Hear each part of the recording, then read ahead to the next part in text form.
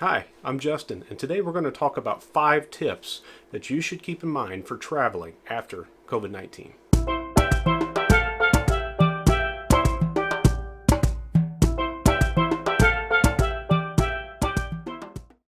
So with everything going on, one of our biggest questions is when can we get back to traveling and what is that going to look like? Well, today I want to give you 5 tips that you should keep in mind as things open back up. So, tip number 1. When should I book? Well, that's going to depend a lot on where you want to go and what you want to do. Unfortunately, this day and age, we are seeing a lot of changes in policy and terms and conditions through different travel suppliers, as well as other countries and even states in the U.S. As of the time this was recorded, places like Hawaii, for example, requires that any incoming traveler spend at least 14 days in quarantine before they're allowed to experience the island. So unless you want to spend the first 14 days of your vacation cramped up inside some hotel room, it is good that you do your due diligence and check out where you're going before you get there. Exactly how can we find out about these areas? Well, there's a couple places you can go. First thing I would recommend is going online to whatever destination you're wanting to go and check on that local tourism website. They're going to have a lot of information about what is required and what to expect when you get there. The second place I'd recommend looking is travel.state.gov.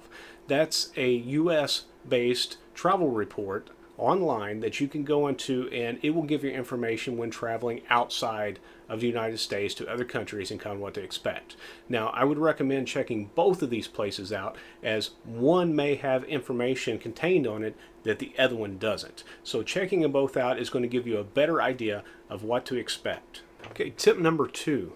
Make sure that you understand the cancellation policy if you're booking through a supplier.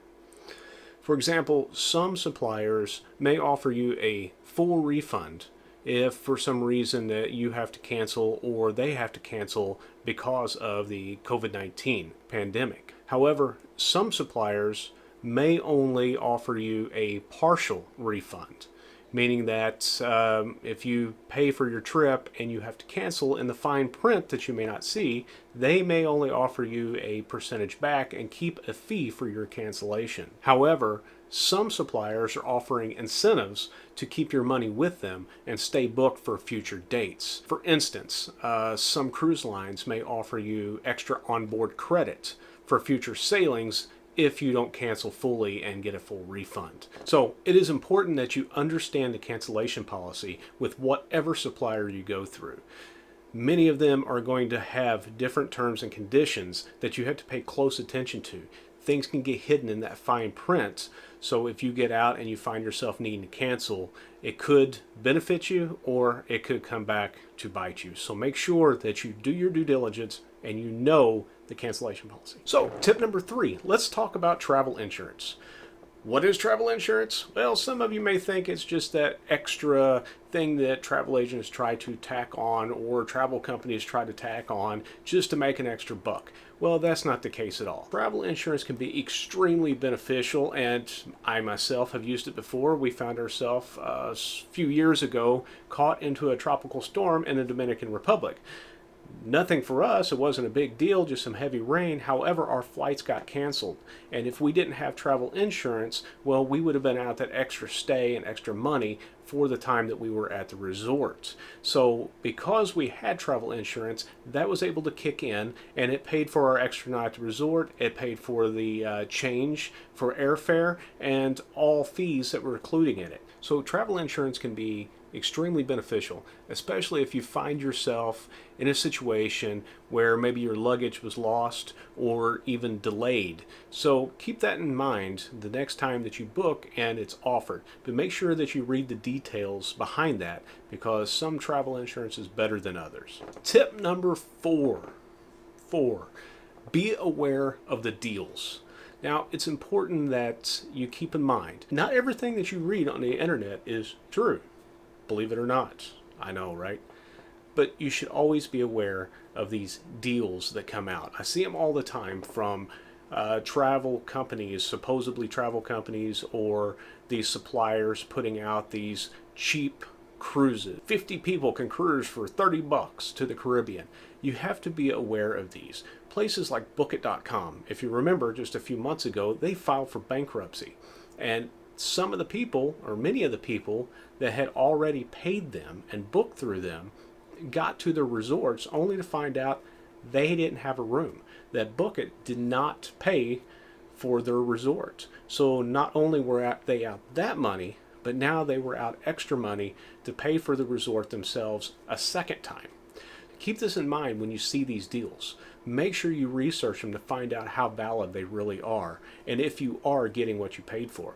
Otherwise, you may travel to this fantastic resort that it is showing only to find yourself staying in a broom closet for the next week. Make sure if you are thinking about one of these deals that you check it out thoroughly before you jump on it, because not all deals are what they seem. Okay, so this brings us to our fifth and final tip. Why not just use a travel advisor? Or better yet, a travel agent, as they're commonly referred to.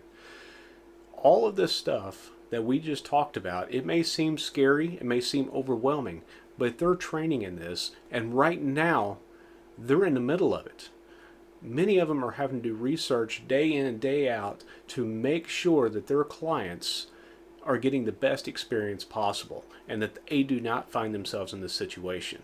So they have the knowledge and experience to help you sort through all this. So why not take advantage of that? So what is the point of using a travel agent? Well, other than what we just discussed with their knowledge and experience, they are here for you. Travel agents understand that not everyone can take a big vacation every year, that you work hard for your money and you save up in order to be able to take your family on these trips. They are here to help ensure that you enjoy your vacation and that it's relaxing.